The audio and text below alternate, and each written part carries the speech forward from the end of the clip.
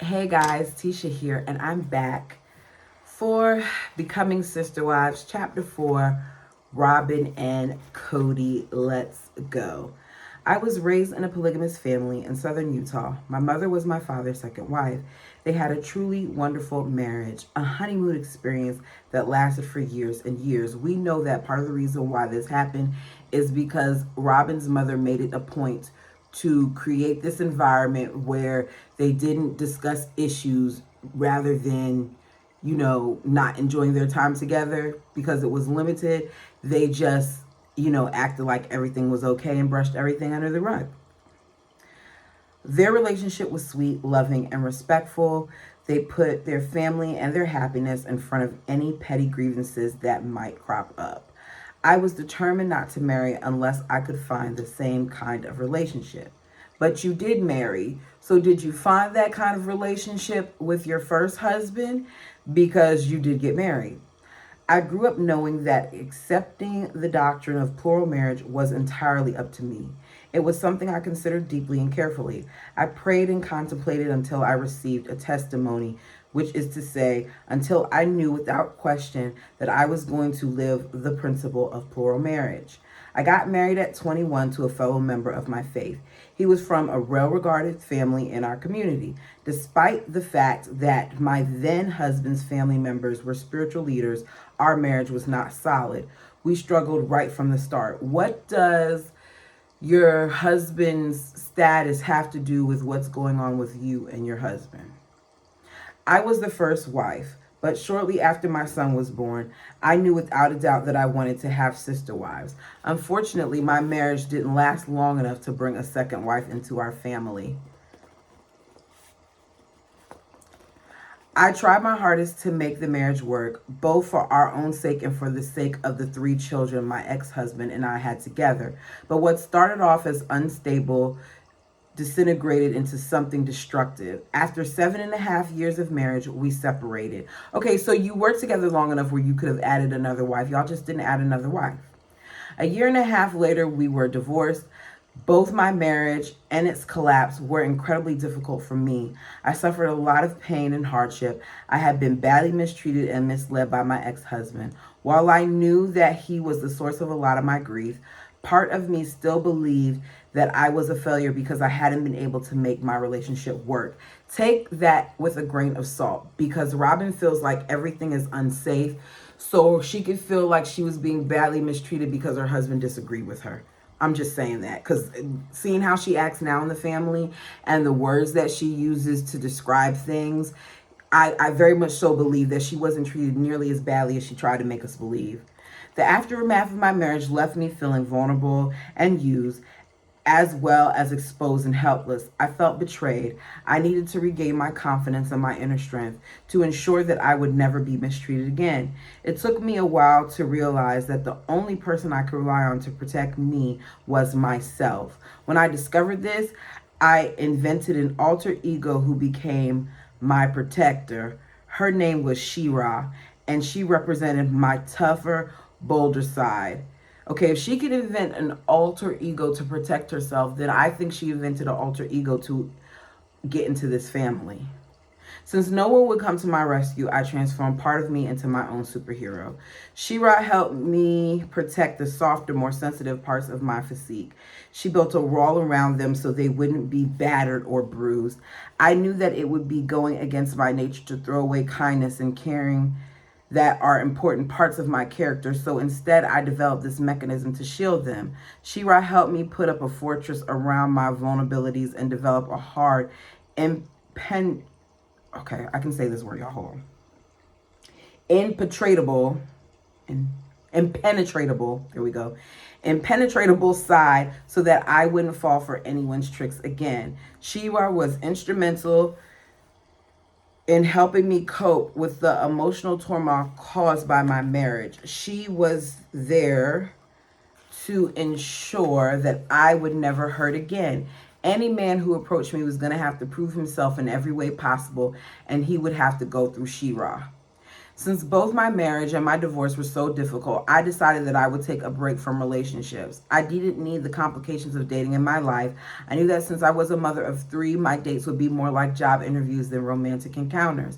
After all, any man who might court me needed to be up to the task of helping me raise my children. And while I wasn't outwardly considering marriage, I was pretty certain that if it happened, I would join a family as a plural wife. If and when I married again, I wouldn't care the least bit what my husband looked like. None of the superficial stuff mattered to me anymore. My husband could be old or young, fat or skinny. I didn't care as long as he was a good man and a good husband. I wanted someone whose sole priority was taking care of his family. In other words, she wanted someone who had money. That's my belief. I knew that anyone who was interested in this job would have to demonstrate himself thoroughly and come across as a caring, unselfish, and strong person. I wasn't taking any chances, but before I even contemplated marriage or courtship, I was determined to take time out for myself, repair my wounds, and look after the children. After my divorce was finalized and I was functioning as a single mom, I went to visit my cousin Reba in Lehi, Utah, which is 30 miles outside of Salt Lake City. I hadn't been there in a while, and I was looking forward to a change of community. On Sunday, Reba and I went to church. While we were seated in the service, a man sitting in front of me with shaggy blonde hair caught my eye. Okay, so we were told that they met at a party. They saw, or she saw him at this point in a church service. The first thing I noticed about him was his eyes, which were ringed with laugh lines. I always love seeing laugh lines because they tell me that someone is happy. I watched him talk with the other members of the congregation. There was something peaceful and comforting about the way he conducted himself. He was smiling and laughing, at ease with himself and others. All of a sudden, he looked up and our eyes met. I'm not exaggerating when I say I felt as though I had been shot through with a bolt of lightning. When this happened, I was stunned. I was embarrassed too, and I looked down at my feet. Immediately, I was furious that I had any sort of response to this stranger. I was determined that no one should break through my hard exterior shell and play with my emotions. So before Shira could scold me, I quickly repaired the crack that had appeared in my armor. Girl, boo. Sometime during the service, I had to walk past this man on the way to the bathroom. He was sitting with a group of women. In my bitterness at my own emotional vulnerability, I thought, he's probably an idiot. He is. I dismissed the whole encounter entirely. Okay, so she saw him at that time. He didn't see her. She felt this bolt, and she got mad for feeling it. A month later, I visited Reba again. On the afternoon I was getting ready to leave, she had a group of friends over at her house. While I was standing on her front lawn, packing the kids into the car to head home, the same man I locked eyes with in the church drove up in a white convertible. There was a woman riding in the passenger seat. The man stopped the car and started talking to my cousin. It was like a party exploded out of that car. He was so dynamic and full of energy. Reba introduced me to Cody Brown and his wife, Mary. I fought to suppress the memory of that electric sensation that I had felt in church a month earlier. Shira was screaming at me from inside of my head, warning me to not even look at Cody. It was difficult to ignore him. He was so animated and loud, but I did. I focused on Mary instead. She was sweet and engaging. Eventually, Cody noticed that I wasn't part of the small crowd that had gathered around him. So he turned to me and said, "And who is your husband?" "I don't have one," I said. That's a weird thing to first say to a woman. Who's your husband? Interesting. Good God, this is, y'all, Robin is still, this is all Robin. Then he teased me about marrying me off to one of the guys sitting around on my cousin's lawn. I thought nothing of it as I drove off. Cody, that was his version of flirting. I imagined that somewhere down the line I might become friends with Mary, but that was as far as my thinking went concerning the Browns. A few weeks later, my mother started bugging me about attending a church dance back in Lehi. I had no interest in going. I was embarrassed about showing my face as a single woman again and a divorcee. After all, everybody knew my story. I had been married to the son of a very prominent family, so my dirty laundry was public knowledge. It made me uncomfortable, but my mother insisted that I get my scent out there. So your mother knew that Cody Brown and family were going to be on this show, and told you to go ahead and take your chance. Because the way I've heard it is that you were very aware that there was going to be a show, that at this time they had already talked about a show. So I very much so think that your mom helped you plot. I'm just saying. But my mother insisted that I get my son out there. I agreed to go to the dance, but only to escort my brother and sister who needed a social outlet. When I got to the dance, I felt like an idiot, but my mother was right. At least in part, I needed to put my face out there and show people that I wasn't ashamed. I was validated in the breakup of my marriage and had nothing to hide. At the dance, I ran into Mary. She immediately rushed over and started talking to me. She was so friendly and sweet. Thank you so much for talking to me, I said. I feel like such an idiot right now. It's so nice of you to think of me. After a while, Mary returned to Cody and their friends. When the second to last song of the night came on, Cody asked me to dance. I was shocked.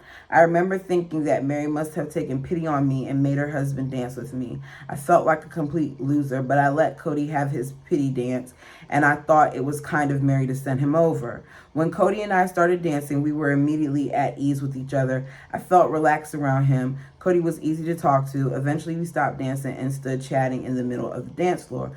During that song and the next, we opened up to each other like it was the most natural thing in the world.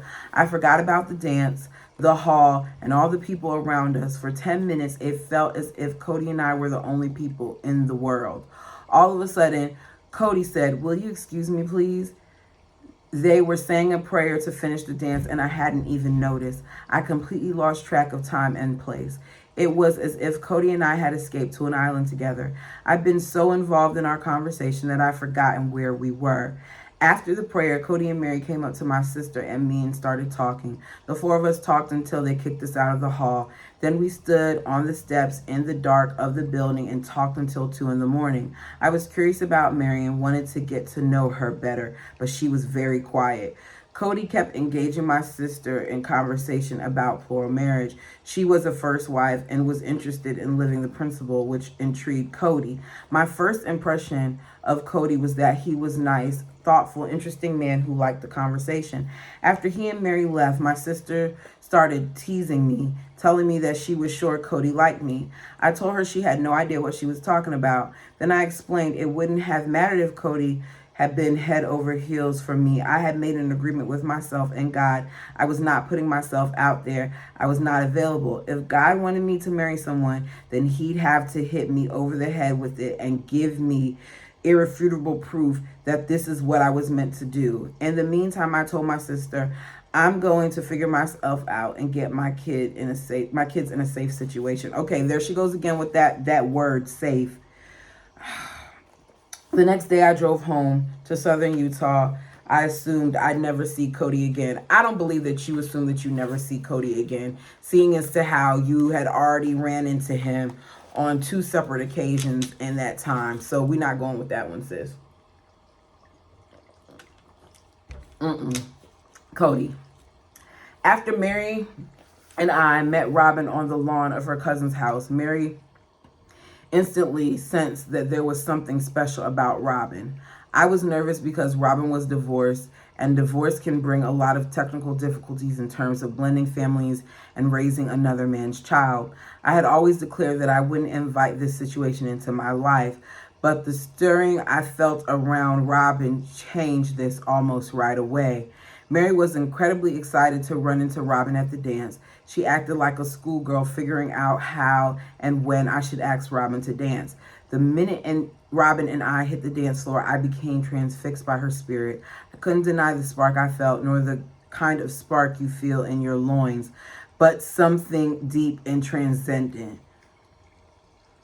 I think it's more of a loins thing. I guess you could call it love at first sight. When we were talking after the dance, I went out of my way to avoid flirting with Robin and focus most of my energy on talking to her sister. By that time, I had a very deep sense that there was a spiritual connection between us, but I didn't want to be overbearing or inappropriate. Eventually, I ended the conversation with Robin and her sister. I assumed I would see Robin at church with the main congregation the next day. When Mary and I had got home that night, we stayed up for 2 more hours talking about Robin. We rehashed the whole experience at the dance and after. We discussed our feelings about a new wife and whether Robin would be that person. Robin's energy really appealed to Mary, and Mary was looking forward to having her as a friend because at this point, we know that Mary wasn't friends with either one of her other sister wives, even though we've been told that they are friends and that's how they were presented. They aren't friends. They were women that at one point were cool with Mary and got in with Cody and no longer were friends with Mary. So they discussed that as well as her becoming a potential sister wife. Despite our minor disagreements, our family was stable. Okay, so he's calling them minor, but before we heard about how terrible things were, and Mary also let us know that they were having a really, really rough time before Robin came along. So now we're going to call them minor. We had arrived at a place we'd been dreaming of since I married Christine. It seemed like an insane idea to threaten the peace in our household by considering a new wife, but both Mary and I were convinced that Robin had a wonderful spirit, kind and profound. Even our brief conversation with her stirred up our souls. We wanted to get to know her better. I felt an undeniable connection to this woman as I had just met, as did Mary. This connection was so deep and spiritual that it kept us up all night. We were lost in our own world as we discussed this undeniable feeling we both shared that Robin was not just a special person on her own, but a special person to us. Mary and I kept looking into each other's eyes saying, something's happening. We feel something's happening. I can't really get down with this because I don't really like how it sounds. But if they say so, they spent the night laying in the bed with each other talking about Robin. Before we went to sleep, I climbed out of bed and I went to the living room. I fell on my knees and began to pray. I told God that I felt a stirring and that I wanted to know if this special woman I just met belonged in our family. When I got to church in the morning, Robin was nowhere to be found. I was crestfallen. I was certain that she was as interested in me as I was in her. It seemed impossible to me that she wouldn't have attended my congregation in the hopes of seeing me again. I was angry at myself. So you thought that because you danced with the woman for 10 minutes and talked to her and her sister for a few hours later, that she was going to be at church the next day to see you again. If I'd known that Robin wasn't going to be at church the next day, I would have never have been a gentleman and ended our conversation that previous evening. I would have insisted we all go out for pie and stay up as late as possible. During church, Mary texted me to ask if I'd see Robin. I told her I hadn't, and Mary was disappointed as I was. After service, I saw Robin's cousin Reba, who had introduced us in the first place. I was still a little giddy from the night before since I believed that Robin and I had a deep connection. There was no way in my mind that our experience could have been one-sided. I was simply convinced that she was as smitten with me as I was with her. So I went up to Reba and said, maybe you should call Robin and ask her who she's thinking about right now. Reba looked baffled. Oh, Cody really thought a lot of himself. A week later, Reba told Mary and me that she wanted to come over to our house to talk about what our intentions were regarding Robin. She was both curious and protective. Before Reba arrived to our house, Mary grew very emotional. She hugged me and said, Cody, what if we're not right? What if she's not meant to be with us? What if we're wrong about the way we feel? I explained to Mary that what I felt for Robin was undeniable. The spiritual and emotional connection was not going to be undone by any personal insecurities Mary and I may have had. I told her that this person whom God had brought into our lives was meant to be there. It only had to be ratified by Robin. her parents, and our church leaders. When Reba showed up, she was very direct. I have to know what you two are thinking about Robin, she said. Mary and I exchanged glances and then explained that we'd both been bitten by the same love bug. We told her that our feelings concerning Robin were profound. We explained that we fully intended to look into getting to know Robin better if she was open to it. Reba got a little giddy. She loves Robin and she loves us. She was excited to see if our families were meant to be together. Okay, so they had this discussion with Reba without Christine or Janelle present, which goes back to why this whole situation wasn't right. But this is how Cody operates. And Mary apparently is now getting into it as well, even though Mary didn't like when it was done to her. Robin. After my cousin talked to Cody and Mary, she called me and told me I needed to get down to Lehigh immediately. This was crazy since Lehigh is 300 miles from where I live. I told her she was out of her mind. I had zero intention of coming and falling in line with her little plan. Robin, Reba said, this is a good family. They're very interested in you. There are a lot of positive things happening here. You need to come and meet all of them. All of them, I said. How many are there? Reba explained that Cody had 3 wives. 3, I said. I had already had my testimony that I was going to be part of a plural family. I knew that since I was a divorcee and I was with older kids, I wouldn't be the first wife again. But I never entertained the possibility of becoming a 4th wife. The majority of men in our faith have 2 wives. Fewer have 3 and hardly any have 4. It's just too challenging. Okay, so she knew early on, with the little bit of experience that she's had in plural marriage, that having these many wives can be a challenge. So when she acts in previous episodes and acts like it's not that big of a deal, here she is saying in her own words that this was going to be challenging. So when Reba told me Cody had 3 wives, I was a little taken aback. It seemed like a lot. Then she informed me that they had been a family together for 16 years. It seemed inconceivable that I put myself in this situation. I told Reba, no way. I don't need these complications anyway. I can't afford the trip. But Reba insisted and told me that she would pay for my gas. I still told her no, but I said I would think about it. For the next couple of days, I contemplated a lot. I asked God to give me a sign, even though I know he doesn't work that way. I played all these little games with myself, for instance, promising that if I saw the name Cody written anywhere, I'd take it as a sign that I should go. Eventually, I decided to ask my kids if they wanted to go on this trip. Though I didn't explain that it wasn't just to see Reba, it was a long car trip, something they hated. I figured I'd be off the hook. I guess I was looking for an excuse not to go, but to my surprise, they said they wanted to go, of course. Even when trips are long, kids want to go to a different place. So I agreed. The whole trip to Lehigh, She-Ra was screaming at the top of her lungs, don't do this. Get your butt home now. I had to agree with her. I had no idea what I was doing. She yelled at me until I pulled into my cousin's driveway. I hadn't even gotten out of the car when Reba swooped down to me. We're going to the Browns, she said. Cody. Reba let Mary and me know that she had talked Robin into coming to Lehigh. I was excited and I wanted to put together a barbecue to welcome her. I still hadn't told Janelle about Robin. I had only seen Robin a handful of times and I wasn't sure what sort of footing we were on. Okay, so from my count, I count twice that you saw Robin, 3 times that she saw you. How do we go from her seeing you at the church to y'all seeing each other outside and talking to you seeing her at a dance? And that's a handful of times. I don't think we're being told the whole story on this. I just don't. And I wasn't sure what sort of footing we were on. I wanted to make sure she was at least slightly open to the idea of a new relationship with me before I approach the subject with my wives.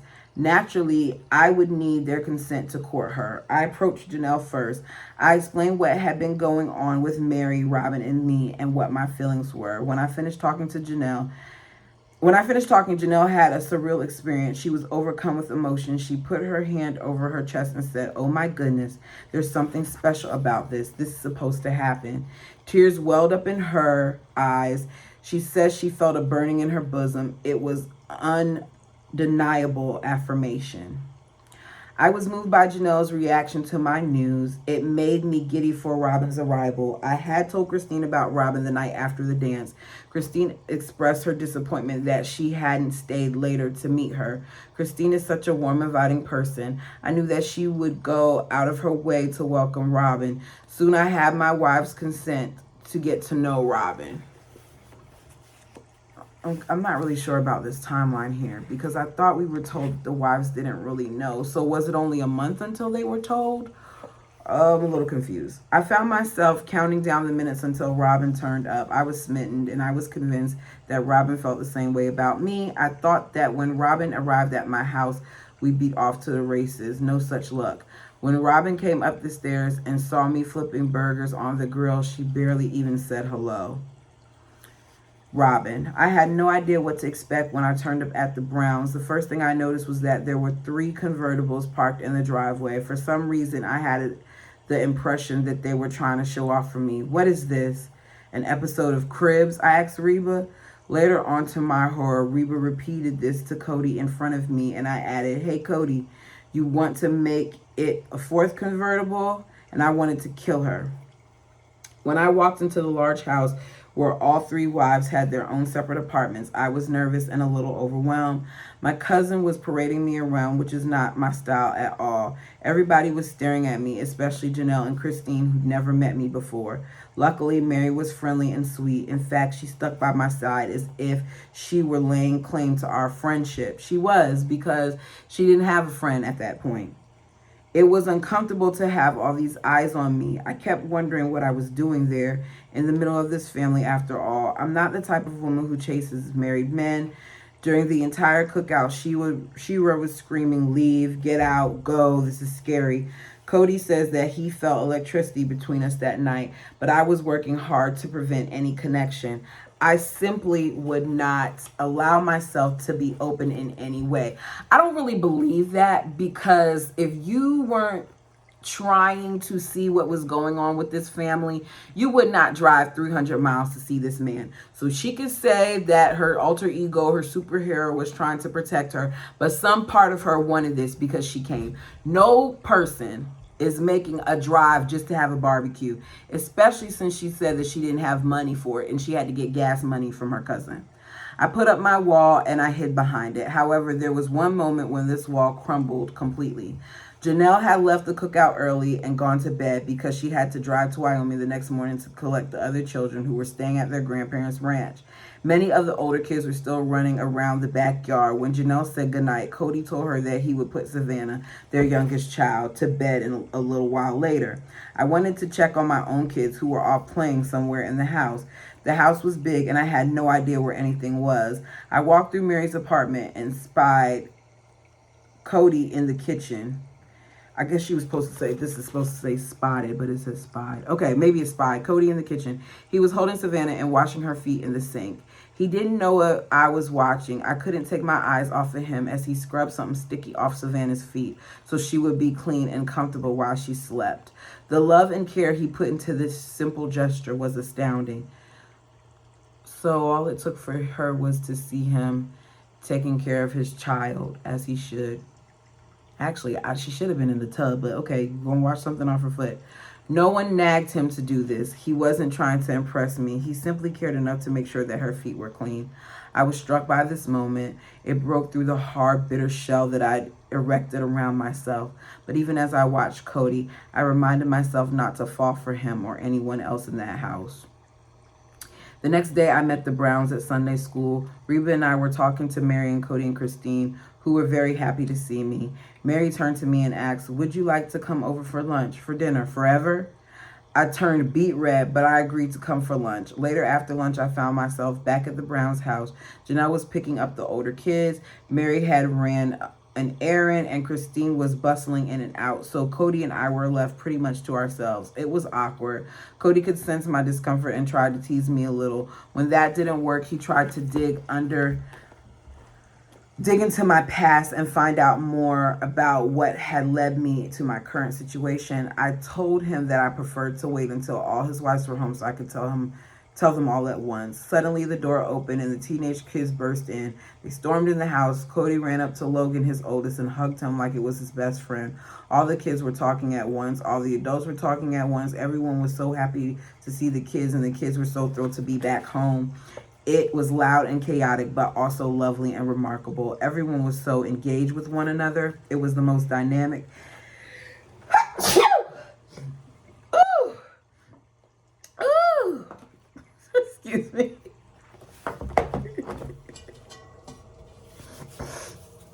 Ooh, sorry. Ooh, excuse me. Where was I? Everyone was so engaged with one another. It was the most dynamic atmosphere I ever encountered. It was immediately clear to me how much this family loved one another. It hit me exactly how much both my kids and I had been missing out on a thriving, stable family experience. The thing I wanted from my kids first and foremost was a good family. And here it was in front of me, a family literally overflowing with love. Everyone was all talking at once in what I've come to know as typical Brown style, trying to see who can talk the loudest. I've learned that there's rarely a quiet moment in the Browns' house. They were all so animated and expressive and full of stories. I felt as if I was looking inside their world. It was an amazing experience. I fell in love with Cody's family before I fell in love with him. But Cody did impress me. He was everywhere at once. He was meeting kids' needs. He was wiping noses, picking things up, helping with the dishes. He was checking in with his wives. He was going out his way to make sure everyone was okay. Cody. Eventually, Madison, who was 14 at the time, noticed Robin sitting in the corner. "Dad, who is that?" she asked. For a long time, I had a running joke with my kids about taking a younger wife. They had agreed that the youngest woman I might marry had to be 28 at least. "That's Robin," I said to Madison, "and she's 30. Madison picked up on my insinuation right away, and immediately she got a twinkle in her eye. Eventually, Mary, Janelle, and Christine and I sat down with Robin in Mary's living room. Robin was very forthcoming and direct. She laid out all that she had been through, explaining about her ex-husband and their destructive relationship. She said that before things went any further, she didn't want there to be any secrets about her kept from the family. While Robin was laying it on the line for us, Christine leaned over and got right in her face. "So do you think your husband is cute or not?" Robin didn't know Christine well enough to understand that she was joking. Robin explained that this sort of decision was left up to God. "And what, not your, do you think our husband is cute or not?" Robin explained that this sort of decision was left up to God and what he thought was right. Whether or not she thought I was cute was immaterial. She said that she was just there to figure out if this was something that God wanted for her. She was all business. Her answer took the wind right out of my sails. I had been hoping she would confess to the same electricity I felt while I was with her. I was deflated. Finally, Robin explained that pursuing a married man isn't something she'd ever do. "Yeah, right, you hussy," Christine teased. Robin looked mortified. By the end of the evening, I was despondent. I was not smitten with her, but in love. And I believed incorrectly that she had similar feelings for me. Now I realized that I'd have to court her affection. The next day when I got home from work, I discovered that Mary had invited Robin over. Since my wives had given me permission to get to know Robin, which is the first step in approaching a new wife, I decided to say what was on my mind. "Robin," I said, "do you want to see if we can get to know each other better?" "Maybe, but I'm not asking anyone's permission," she said. This meant she wasn't going to approach her father or the church leaders.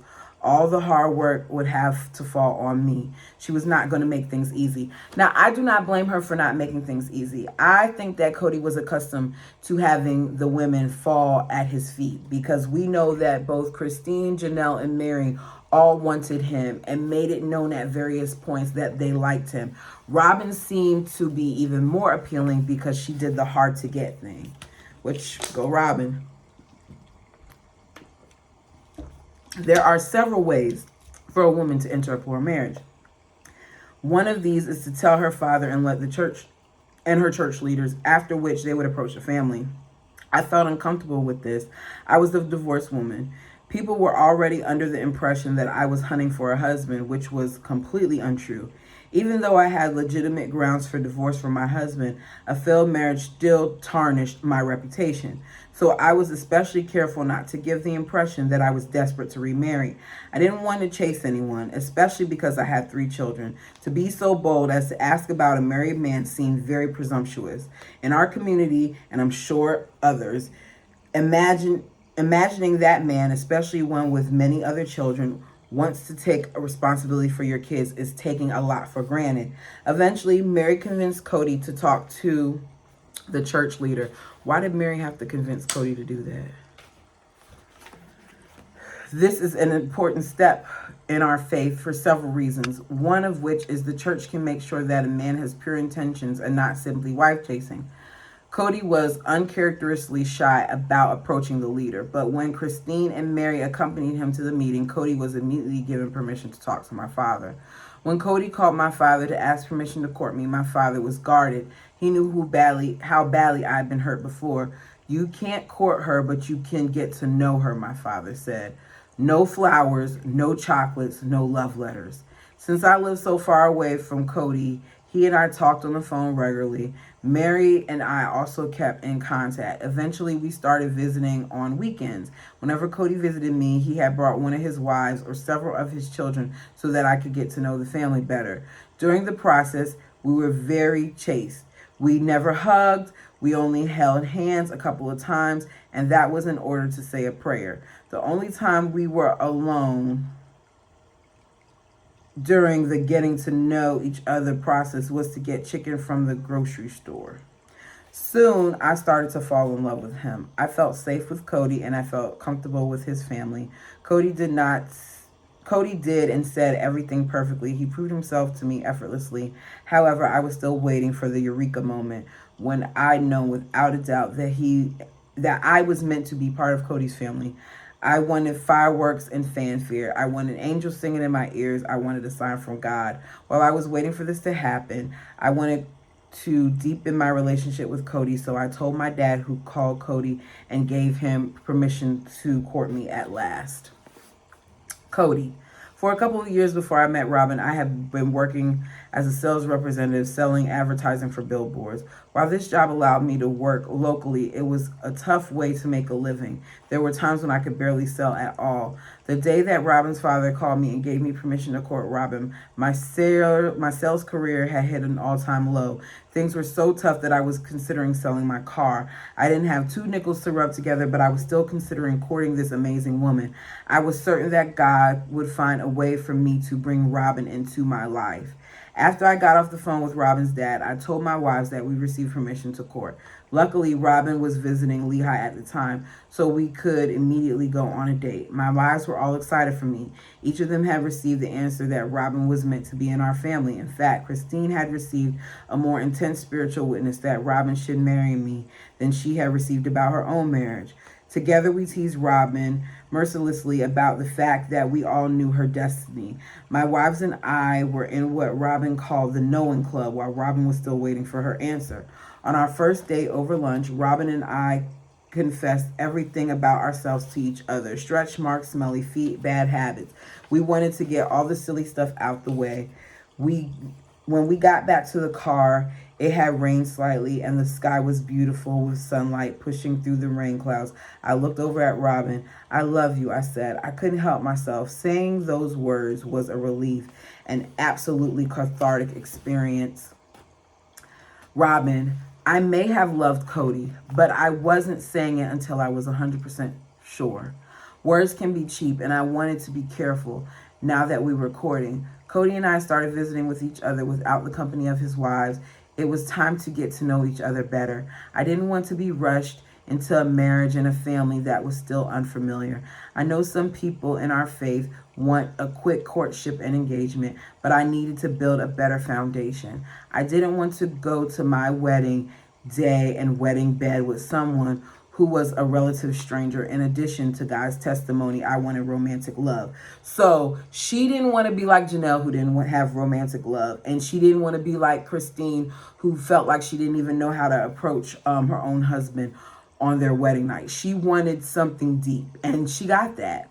Some of my sister wives are more interested in the sisterhood than in the husband, but perhaps since I've been married before, I knew that I needed a man whom I loved, trusted, cherished, and adored.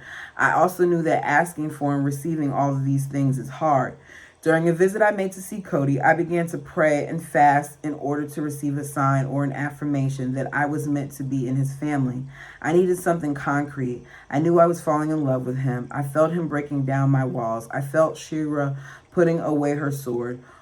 On one of our dates, we drove to Thanksgiving Point, a beautiful lookout where Cody had a billboard he was eager to sell. On this drive, I had a singular experience. I felt my heart started to swell. It seemed to be growing bigger in my chest. It even hurt. I started to feel out of breath, but also at peace because I was with Cody and he was wonderful. Suddenly, I felt as if Heavenly Spirit was talking to me, and I knew this was my affirmation. I knew without a doubt that this is whom I was meant to marry. I burst into tears. Cody looked at me, wondering what was wrong. Then he began to cry too. We were both so overcome. I'm going to leave all of that alone because I can't talk about what she experienced spiritually. Do I feel like there was some truth to it? Yes. I do believe that there was some truth to what she was experiencing in that moment. I'll just say that. Cody, I had been planning to ask Robin to marry me on her birthday, but I jumped the gun. A few days before her birthday, she told me that an older esteemed man in our faith had called to inquire about courting her. This was a shock to my system. I was devastated. I didn't have the money to marry and support Robin, but I knew that I would have to find a way. Even though Robin told the man she knew where she belonged, I was still shaken. The next day, Robin and I drove back out to Thanksgiving Point. As we sat there talking, I was overcome with what I believe was God's Spirit. Before I knew what I was doing, I took her hand and asked her to marry me. So, what was it that we saw on the show? Because that's not what we saw on the show. We didn't even see this. When Christine and Guy got engaged, she told me she wouldn't kiss me until we were at the altar. After we were married, she realized she had made a mistake and made me promise that if I married again, I'd kiss my next wife before we said our vows. So I took Robin's face in my hands and kissed her. Robin leaped out of the car and began to dance around. She was so happy and joyful. I got out of the car. She jumped into my arms. This happened on September 26. We wouldn't get married for 6 months. Our lives were in upheaval. I couldn't support Robin yet. I couldn't even move her to our town. But I knew God would help me do what it would take to bring our families together when the time was right. And then we have a picture, y'all see, of the ladies all standing together. And I believe, some more pictures, the same ones that we always see on the show that they show us. I'm surprised that they put that picture right there of Robin and Cody, because at this point we're not married yet. Oh, some more pictures. Okay, so this is a large picture section. For those of you who don't have the book, I'm gonna let you look at the pictures. Okay, here goes some more of the family. I don't know. It seems like in the whole family, there seems to be a little bit of discrepancy, because when we first saw the Browns, he wasn't engaged to Robin yet. And now we're hearing about this trip that they took to Thanksgiving Point and how they got engaged at Thanksgiving Point. So what was it that we saw? If you all remember, let me know, because I don't remember seeing that.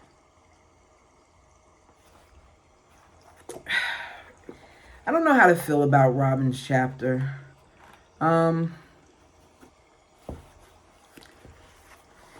I do believe that she did get confirmation for herself about being a part of this family. I do believe that Cody and Mary felt like she was supposed to be part of the family. And at another point, so did Christine and so Janelle. I just wonder how much of that is their own feeling that they then said it was spiritual. Because it feels different for everyone. I can't tell someone how to feel, but I'm kind of looking at them like, okay. You guys, let me know what you feel down below. Until next time.